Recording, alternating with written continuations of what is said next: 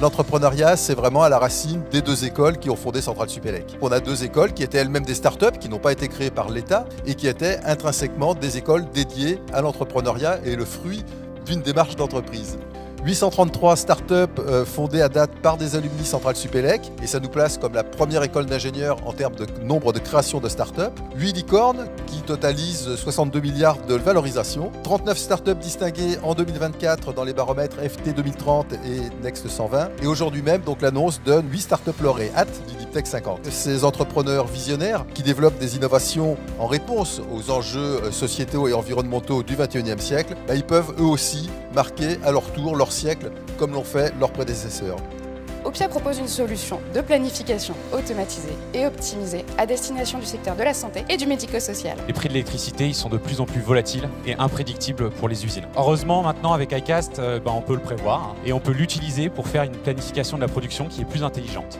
En 2021, nous avons créé 21st qui regroupe un programme d'incubation et d'accélération. C'est plus de 125 projets que nous gérons par an. Notre ambition aujourd'hui, c'est d'aller plus loin et c'est de faire de Centrale Supélec une référence dans la Deep Tech en France.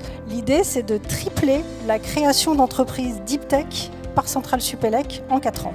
Chez Colibri, on réimagine la façon dont on fait pousser les cellules en contrôlant en temps réel, par des ultrasons, l'environnement de la cellule. Chez Encoding, notre vocation est de remplacer le cuivre par des interconnexions qui utilisent la lumière comme véhicule de l'information et de briser le mur de cuivre. On a développé avec AgroParisTech une technologie qui nous permet de transformer de la biomasse de microalgues en un super ingrédient texturé, délicieux, qui s'appelle Edo et qui peut notamment remplacer de la viande.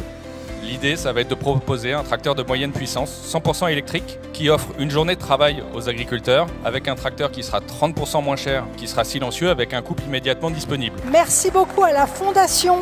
Sans la Fondation, on ne ferait pas tout cet accompagnement. Donc 1000 merci à eux pour leur soutien dans les prochains mois et prochaines années.